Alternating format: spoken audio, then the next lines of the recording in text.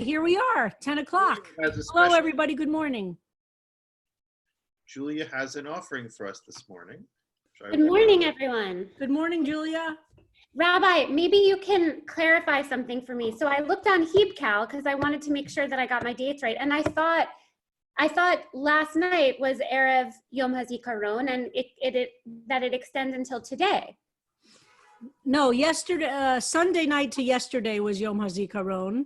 And last night to today is, but this is a fantastic song that we'll be doing Friday night at services. So this is appropriate to do. It's appropriate also for Yom HaAtzmaut.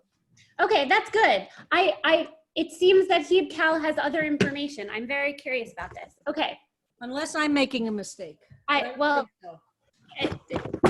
Anyway, Lu Yehi was written by Naomi Shemer, First Lady of Song and Poetry of Israel, and she wrote it during the Yom Kippur War in 1973, and it became the unofficial anthem.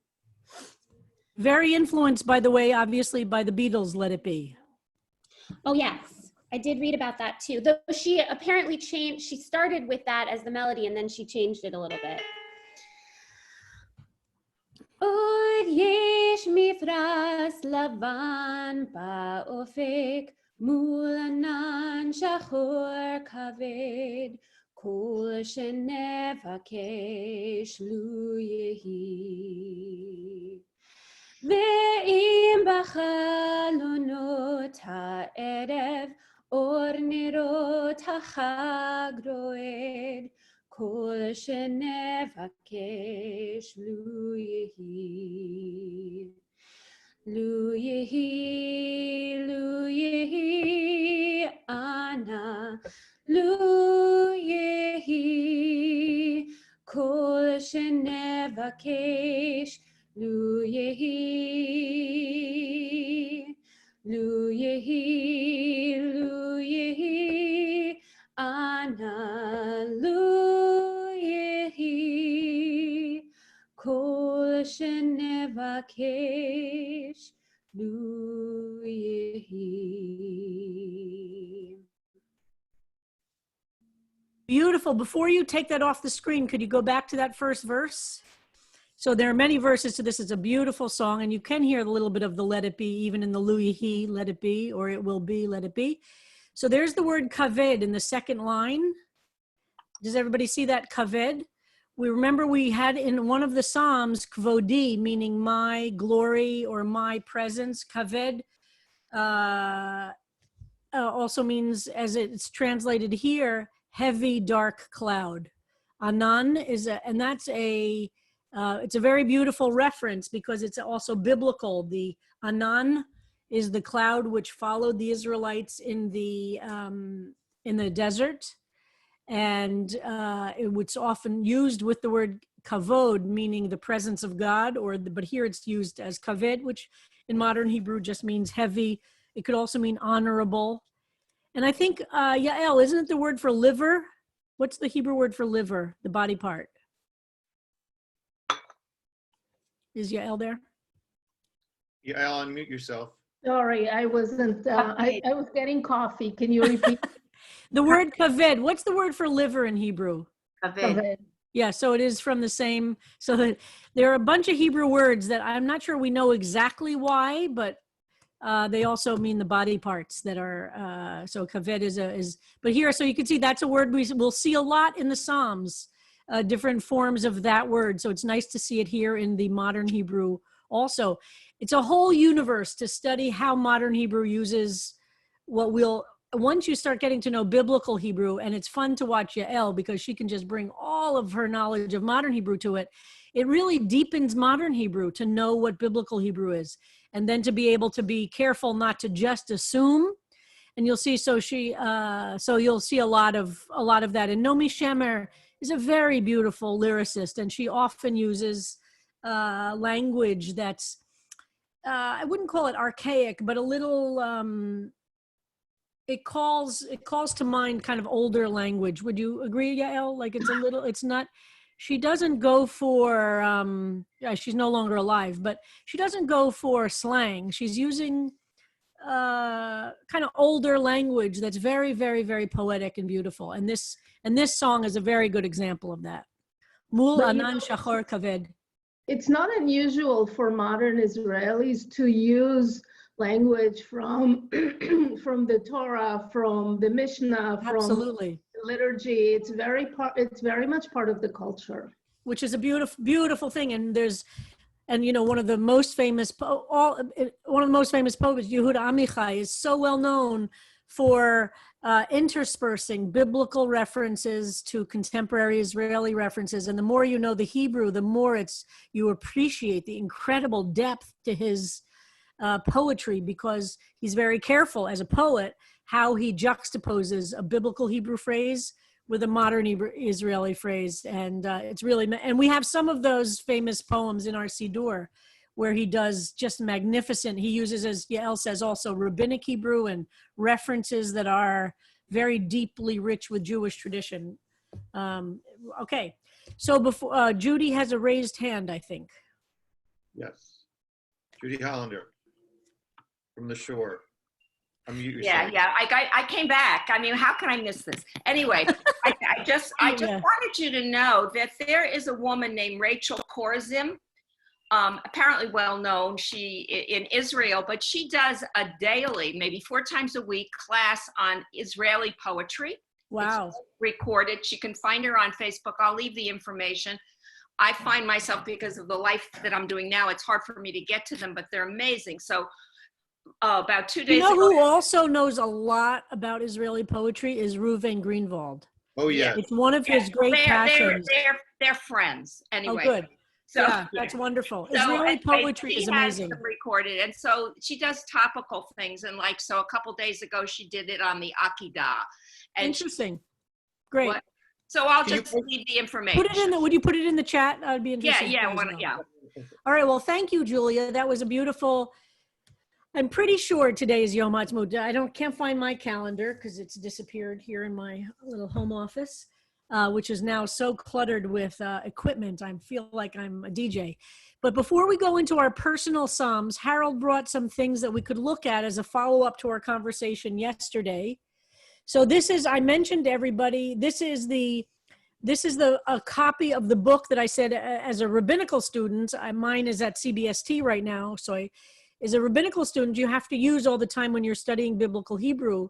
It is considered and this is as the example, on the bottom of the page in the data in the below, it will list, you'll see a lot of Greek words there. And that's exactly what I was talking about yesterday, that sometimes we have to go back to the Greek. And actually in rabbinical school, I had to learn the Greek alphabet to be able to do this. I have lost it in these some years since then. But in order to, Harold can help us so that you'll see how much Greek is down here, because when you're studying biblical Hebrew, to really dig into exactly how much we can know about the words, you have to get to the Greek to understand some of them. I gotta let my dogs in. So this, for instance, where it has this large S, that is the Greek of the Septuagint that may help us understand what is in the Hebrew, because they were looking at a text of the Psalms from 300 BCE, and they had a different understanding of the language because it was more contemporary to them. So we have it here, and we have it here, and we have it here, and here, and here, and here, and here. So that is that's this, and we will have another little discussion of the manuscripts themselves, but this is basically the manuscript of the Leningrad Codex of the. Yeah, we'll talk about the different versions, but that concept that we have to go to the Greek, if you start to go really deep in biblical Hebrew, there is no avoiding it. And honestly, no biblical scholar cannot know Greek. That's how serious, because exactly what Harold said, we understand that the Greek translation was taking place when people were still speaking a language much closer to this. So we really look to what the Greek translations say when we have a word we are trying to figure out. And by the way, there's chvodi up there in the Hebrew. Okay, that's a great, okay, and this is a fantastic. The rabbi was talking about interesting type treatments. This is the synopsis of the 4 Gospels, where this is a large book across 2 books, 2 pages. If you'll see on the left is the 4 Gospels, in Greek, and then on the right is the 4 Gospels in English, and it's the episodes. And in some places, for instance here, Luke does not talk about whatever is going on in the other Gospels. Here is the side that's just the Greek compared. Here is the side that is the English compared. So that's why when we talk about a synoptic study of a text, this is the classic version of that, because anybody studying the New Testament will have a copy of the synoptic gospels. That's what this means, the synoptic gospels, where all 4 of the gospels are laid out. And as Harold points out, sometimes a particular gospel is absolutely silent about an episode. In other occasions, there are 4 versions of the same episode in the life of Jesus or in his commentary, and studying them. So we will talk about synoptically comparing. It's common to look at different things that are, for instance, in the book of Exodus and the book of Deuteronomy. When we repeat the story, we synoptically compare. When the 10 Commandments are given in Exodus, they're different than when the 10 Commandments are given in Deuteronomy. And we study them synoptically all the time to try and understand what the difference. Famous difference, one says Shamor, one says Zachor about Shabbat, meaning one says to remember, the other says to observe. And that's why in Lecha Dodi we say Shamor v'Zachor, because in one of them it says each. So really common process of text study when there are multiple texts is to do it, and the word is synoptically, and we'll be using that through the class. Okay, what's next for us, Harold? Very quickly, this is the Book of Common Prayer, a third of which is the Psalter, which is the Christian name for the Psalms. And I point this out because when you're looking at musical treatments, a few things here. One is, you see the asterisk here? That is the etnachta. When they have the etnachta, it's the asterisk. And those of you who have found generally the Anglican versions of the Psalms, which are sort of chanted and they do chant it through, they always take a breath at the asterisk. There's always a rest at the asterisk Interesting. to show you the two parts of the phrase. And then when you're looking for musical settings of the Psalms, if you go to YouTube, sometimes you enter Psalm 3 and you find a few things, but not a lot. Also, each of them has a Latin name. And in classical music is almost always, it is the Latin that they're setting. So if you put in the Latin name, you get the earlier classical settings. And then if you put in the first line, either from the Psalter or from the King James, you will get much more. So I'm going to be setting up a sheet of the Latin name, the King James name, and the Psalm number. Amazing. We're looking for Is that. Harold the best TA in the universe? Oh my God, this is amazing. And then this I did not have at home, a first edition of the King James Bible, but this is the King James Bible 1611. And I will point out 2 things. One here is where the rabbi says, you know, this is the small caps. This is what it looks like. This was introduced in the King James Bible as a convention, which we use to this day. Lord in small caps here, you'll notice is a different setting from the other text, is the translation of the Tetragrammaton. And then you see this little is. Oftentimes in the Hebrew does not necessarily need to use the word for to be, which we need in English for the text to make sense. So throughout this text, here is, are. It's generally versions of the verb to be, which are added by the translators of the King James. And sometimes there will also, here was from, okay? And it's in small text. And then on the side, there are all sorts of notes. The King James, I'll put up a link. The King James Bible is available as a PDF online. And it is How many of them exist, Harold, in the world? You know, the King James Bible, first editions, I don't know. I will check. It was a relatively large printing. It's not like the base Psalms book that we showed earlier, where there are only 11 of them and they went for $13 million. Yeah. So where is the one in New York City? Is there one? I am absolutely sure that when this class is over, we would be welcomed to the Jewish Theological Seminary. Yes, definitely. We're going to do a field trip there. Or I know people at the Morgan Library and I could get us into their study room. That would be thrilling. See, we'll be able to do so many fun field trips when we can. Right. So wow, this is very exciting. And look how this is, okay, fantastic. And remember, Book of Psalms, notice that, as we'll keep saying, the word psalm comes from the word for song, which is closer to the word mizmor. But Jews call it Sefer Tehillim, which has nothing to do with singing necessarily. And tehillah, or it's from the word like from hallelujah for praises. So in the Hebrew word for the whole book is actually called the Book of Praises. One would probably translate it or something like that. So it's very interesting. But clearly, Psalms, the word itself indicates music, and that's why it's going to be fun when we start looking at more of the music. All right. So now we're going to go to personal Psalms. We're going to go to personal Psalms, and actually, is Dean Dresser with us? Dean, unmute yourself. I hope she's here. Dean? Yeah, I'm here. All right. Dean gave us visual. And so, Dean, maybe you would like to start by describing to us what your reaction, your artistic reaction here. Unmute yourself. You've. Okay. Dean, unmute yourself.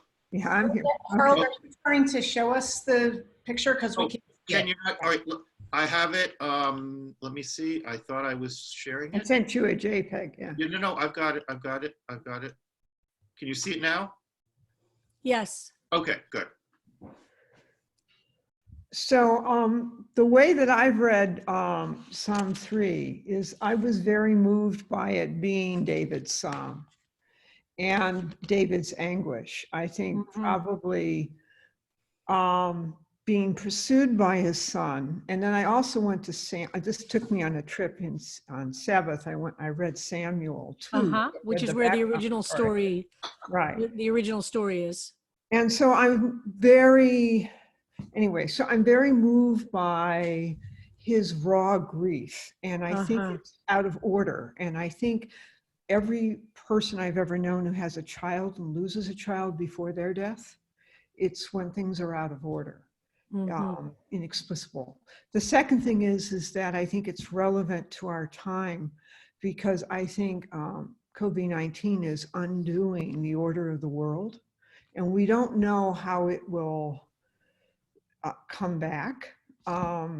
So there's a great deal of uncertainty. So I started with the Psalm Project, but anyway, so that's the background. So this is on a wood panel. For those of you who are interested, the paper itself is mounted with copper horseshoe nails, which I got where it was able to procure.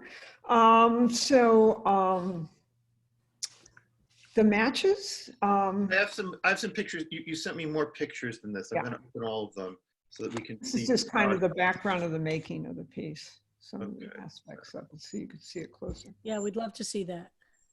Open. Okay. Do we see this? Do you see this? Do you see the Okay, hold on. Let me share. I'm juggling a lot of things here. All right, share screen to get this. Okay.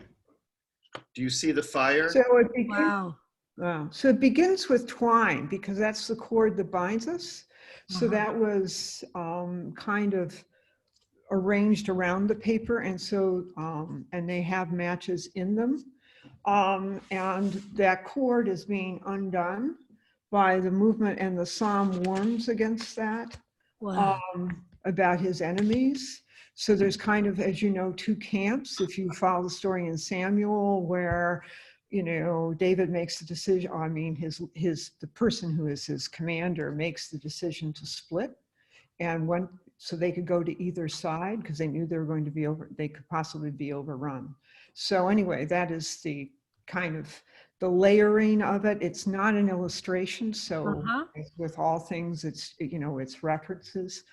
I love matches in that if you so choose, the head of the match, which is David, which is in the center, off center, above, that is kind of David because he's separate from the battle. Wow. He's grieving, and he's the author of our song. So his head is intact, and everything else is also playing. Rabbi, I have it up on my studio wall. Do not listen, follow, or join from the wisdom song in Psalm 1. I'm fascinated with that way that people coalesce towards something, thinking they won't be affected by evil, transform, tempted by it, so to speak, and then the deluge. So. Wow. Wow. Wow. How big is it, Dean, in real life? It's 24 high and 36 is the panel. Wow. Wow. Well, that'll be something to see. That is so inspiring to see you take this psalm and to create art that reflects it. It's very, very emotional, that piece, very emotional. Anybody else want to make a quick comment before we'll move on to hear?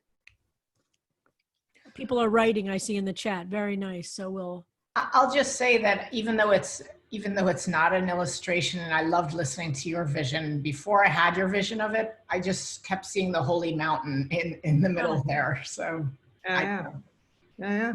It's all in there, right? Isn't that how it works? It's all in there. Beautiful. Thank you so much, Dean. All right, who's next, Harold? Judy Hollander.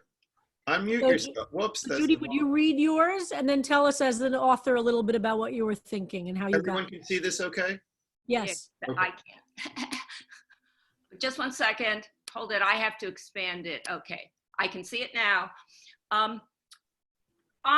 Was from the very beginning of this psalm, sort of just moved, or it was a problem for me, the Absalom, because I also knew the story. I didn't go and track it specifically, but I felt that I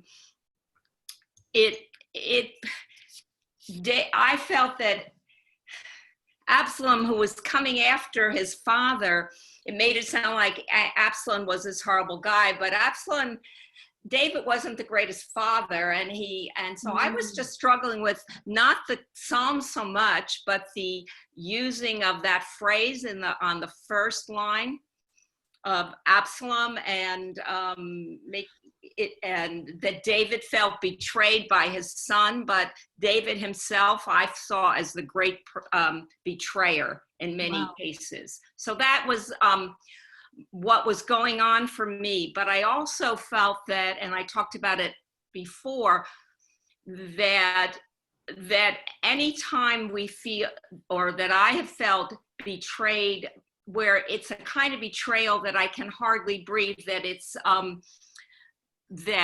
unexpected, it's from someone that I expected something different from, it becomes where I could see this psalm as being useful or representative, perhaps, of my anguish. So I decided first, and I'm not this big writer or any of these things, but I was moved to write this. Great. So would you read it for us? Sure. How can I live through the pain, the knife of betrayal that you, who was my heart, inflicted? Wherever I go, the pain encompasses me with no relief. I feel their eyes boring onto me, talking about me. Some worry about me, others criticize me, they avoid me. Get over it, they say. Will I ever find relief? I cry out, and the screams, the tears that shake the rock, I cry out, and the screams, the tears shake the rock that has replaced my heart. I crumble, I sleep, I finally eat. Inch by inch, leaps and baby steps, I crawl out of my pit. Finally, I know there will be a tomorrow. Wow. Who does not relate to that? I mean, you've created something that I think is so deeply resonant for every sentient human being. That's amazing. It was interesting because I had, there was that pivot, you called it the fulcrum there. Yep. Mm-hmm. And, usually when you write things like these, it's like you just stay in the first part. So I had to sort of force myself or make myself think about the whole process. Uh-huh. And to make my, in my thinking to also be able to come out on the other side without sounding too trite to my own ears. Right, that's the trick, right? How do we talk about what the nechemta is, and you can only do that if you have profound vision from the other side of your life, so to speak, When you're inside of it, you do not believe there will be a tomorrow, as you've described. To get to the fulcrum, you don't experience the possibilities of a future when you're in the middle of the despair.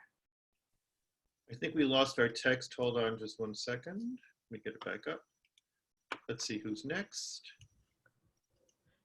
Or Do we yes. just want to have 1 or 2 comments on that? We'll just take, if there anybody wants a 1 or 2 comment, and then let's, Judy, that I think is really, really moving. Thank you. Beautiful, beautiful Beautiful. exploration of the themes of the. Beautiful. Yeah. And I like also that you leave it unknown. What is it that where did the inch by inch and the finally eating and the leaps and the baby steps come from? It's kind of a mystery. It is. I get that. Yeah. I get that. You don't necessarily know where it's going to come from. My help comes from the Lord, but see, I couldn't put something like that. That's right. You can't put that in there because for you those words wouldn't work. But what is underneath all of that? That's the ultimate question, right? Mm-hmm. Jeremy, would you read this first? So this is if you could make it a little larger for me too. Let me see if I can do that. Hold on. If not, Harold, we'll do there's the way people, it says view options up at the top, and people can enlargen their screen, the view on their screen if they see it. Oh yeah, there's view options. You're right. Oh wow. This doesn't help, does it? No, but everybody could do it on their own screen under view options. Look up. Right. All right then. And Jeremy, would you read this is Jeremy has both a second and a third. Let's do the second first. Okay, would you read it first? Sure. Why do the populations quaver? Masked and apart, their labors are hollow. Denial is the stance of their kings who are hiding a truth that they cannot swallow. Let us cut the cords. Let us loosen all ties, and their lies come fast and free. But the holder of truth will release its wrath, and these kings so blind will start to see hundreds of thousands, too many to count, are dying. Their kingdoms will shatter, but an anointed will come from a mountaintop, and then nothing else will matter. Oh, the kings will jostle for a place in the line. Too late, they'll be shattered to bits. Too late for warnings. It is dying time now. I'll try hope and see if it fits. Blaze briefly, so it says, with fear and trembling. Mountains are there to inspire to climb. With a chasm below and the heavens above me, don't look down and suddenly I'm erect. Me who never thought I would touch another. And now I see angels who want to connect. Perfect vessels of strength and goodness and grace to wrestle with angels, humankind and divine, sweating face to face. Oh, Jeremy, this is incredible. Wow. Oh, the kings will jostle for a place in the line. Too late, they'll be shattered to bits. Too late for warnings. It's dying time now. I'll try hope and see if it fits. Just fantastic, Jeremy. And what a beautiful, and also that you could actually manage to brilliantly explore the rhythm and the meter of this and the rhyme, and both have these profound references to the structure and the content of the psalm, while making it completely contemporary and your own. Very, very, very moving. All right, now Psalm 3. Jeremy again. A psalm in a time when regicides flee from their sons in fear. Hashem, how great are my torments, how great are my tormentors. They grate the self that is me. My clay, they say, is not worth the breath you breathe inside my throat. I will not say amen. But who then raises my head to find air to blow my shofar of pain? Is it Adonai in I, or I in Adonai who crowds my eyes with sleep? In dreams I am saved, by day still at war, alone with foes all around. Some will infect me, some are fated to die. The spiked plague is in all of us now. Tormentors, tormented, one and the same. We've lost what was, but how? I will not say amen. I am who I am. Who else can I be? If deliverance is somewhere there to see, it's not high up on a mountaintop, but I in Adonai, and Adonai in me, and finally, amen. Wow. All right, Jeremy, as author, would you say something about these? Hard for me to speak about this stuff. I struggled with, I will say that the second Psalm, the rhymes came very late in the work, and I didn't realize I was going to do that, but then it seemed to happen. And I had the image of wrestling with angels early, but my Hebrew name is Jacob. That's why I put it up there. And the third Psalm, I started out trying to be closer to the original, and then I went my way. Obviously, in both Psalms, I'm doing my personal struggle with my relationship to God and my relationship to this, and the world's relationship to this plague. Yeah. And trying to create something that incorporates the two in a meaningful way. Well, I think you achieved that in a spectacular way. And I think what you're showing, Jeremy, is how honesty makes writing work beautifully. And the Psalms are a great structure for that, to really honestly express the despair and honestly express the fear and honestly express, I mean, just I am who I am, who else can I be? I mean, how many references are in that one sentence alone? What we learned about Ehyeh, Asher Ehyeh, not to mention Herman's I am who I am. It's just fantastic. But your answer to the question, so to speak, is also very moving and very honest. If deliverance is somewhere there to see, and who knows, maybe there isn't, right? Maybe there is no deliverance. But it's for you, it's not going to be high on a mountaintop. But I in Adonai and Adonai in me. And finally, amen. Just magnificent. Really, really beautiful. Thank you. Sherry, are you there? Sherry Dratfield. I'm here. Okay. I'm here. So I did something very different just because that's what happened. It struck me that when the David's son pursuing his father is something rather unnatural, although as Judy has further explained, it's really not unnatural. But I went from that unnatural pursuit and thought about more natural pursuits. And also David went from despair to calm and peace, and I sort of went the opposite way,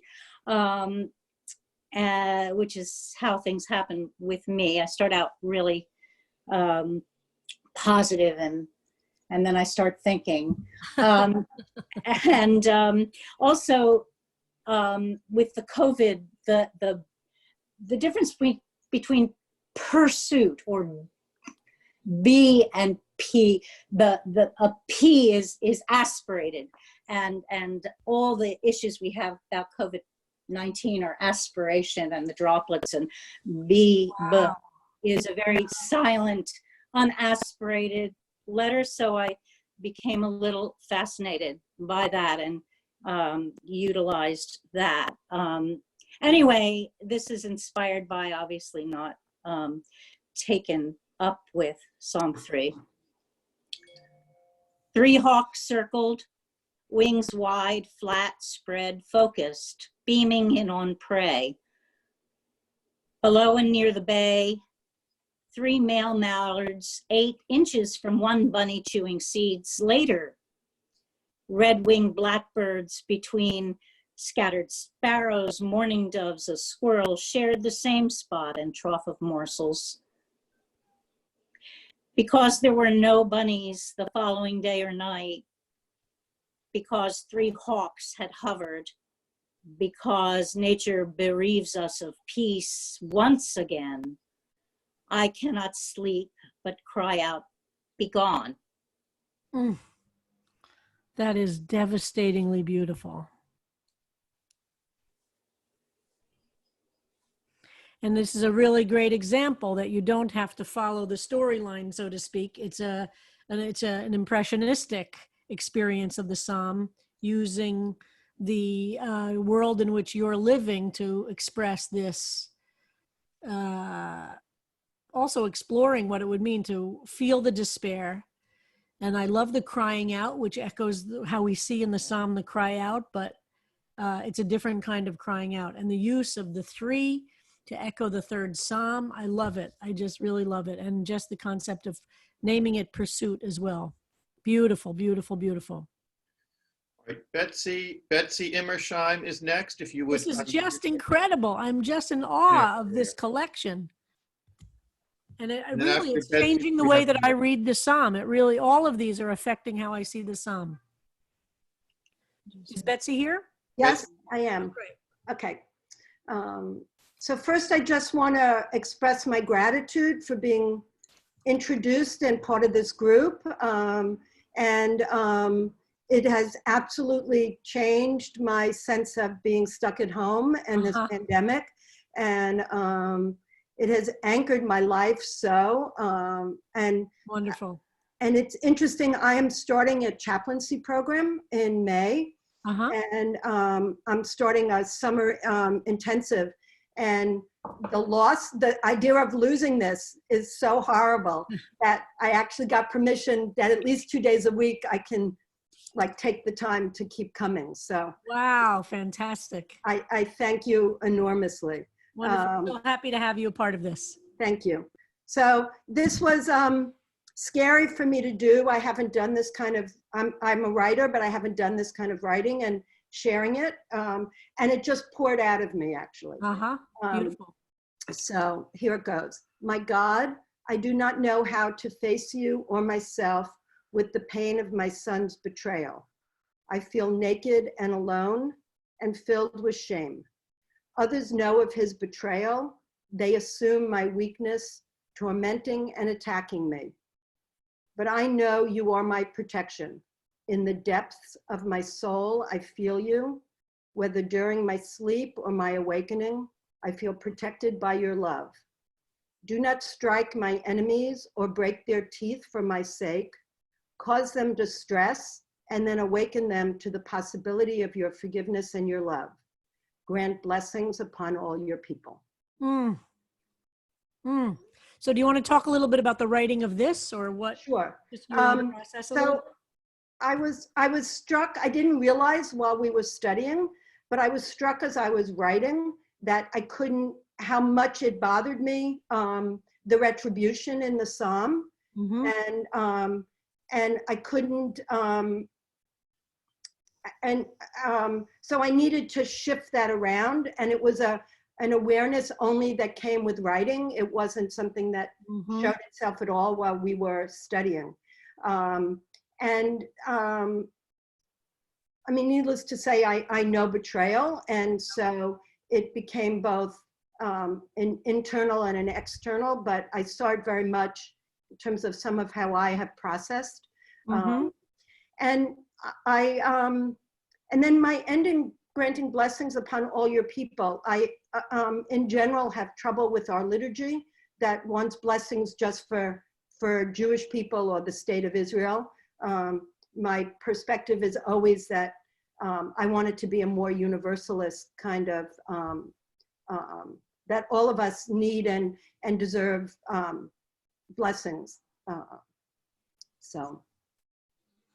I think it's beautiful, and I think that it's so beautifully generous that it's very generous to say, do not strike my enemies or break their teeth for my sake. cause them distress, and then awaken them to the possibility of your forgiveness, of your love. You really want your enemies to be transformed ultimately, not destroyed. So that's a very beautiful reading of that, and a really beautiful transformation of it. Thank you. If this is your first time doing it, that's amazing. It's really wonderful. Thank you for that. It is. Yeah. Do we have time for one more, Harold, do you think? How Yes, are we we doing? do. We have time for at least one. Okay. Michael Goldstein, you are up. Thank you. Unmute yourself, Michael. I'll be brief. It's okay. If not, we'll do it tomorrow. I just want to make sure there's time for everybody. I don't want to cut you off. So go ahead, Michael. Wonderful to see you. Interpretation in my own words, not necessarily structured like a psalm. That's quite all right. When David escaped from his son Absalom, he reflected, I have so many opposed to me who say there is no way God will save me. But you, God, are in my presence, and I look to you. I call out to you, and you answer from on high. When I arise from slumber, you have fulfilled me. I am no longer afraid of those many who oppose me.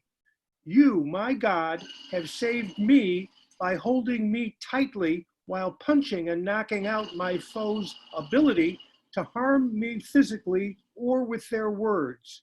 You not only save me from those who oppose me, your goodness flows to every human. Wow. That's so beautiful that you have this sense that God's goodness goes to every human. You want to say a little bit more about your arc of this piece?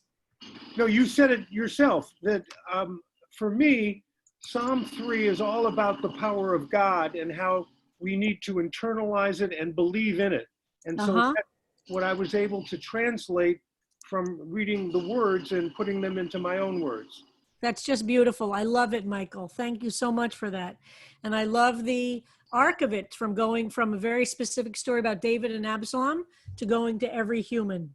Exactly. It starts out very, very particular and ends up very, very, very universalistic.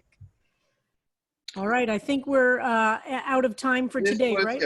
This was only 8 of 14 offerings, so we will be back at this tomorrow. Wonderful. And we'll also be teaching a little bit in the beginning like we did today, so stay tuned, but we'll continue tomorrow. If you want anything included, it's got to get to Harold by 5 for the next day. But Harold, you say we have a bunch for tomorrow. Oh, we have at least a day's worth now. Okay, fantastic.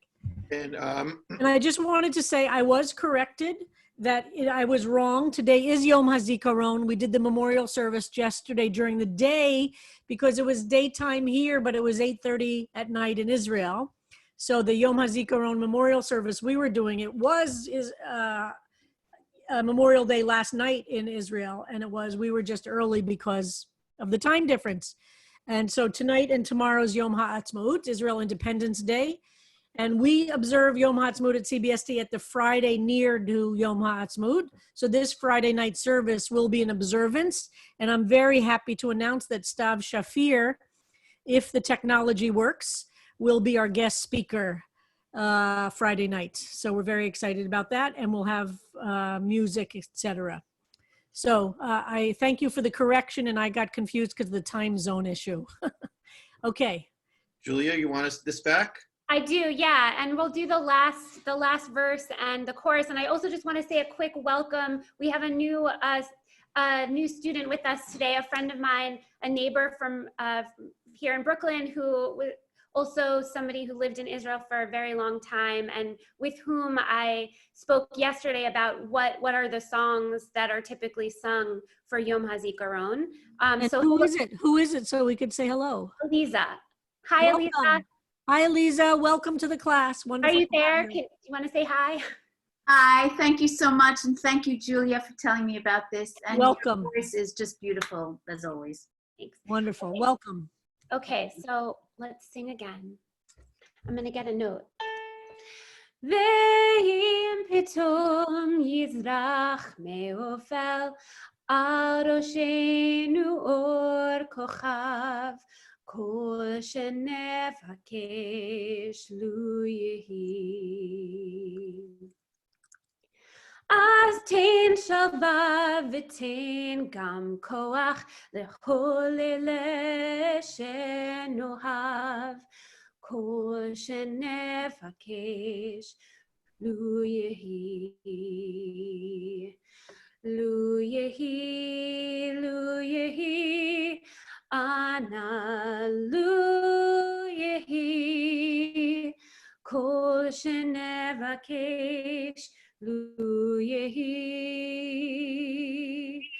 lu yehi, lu yehi, ana lu yehi, kol shenevakash. Lu yehi.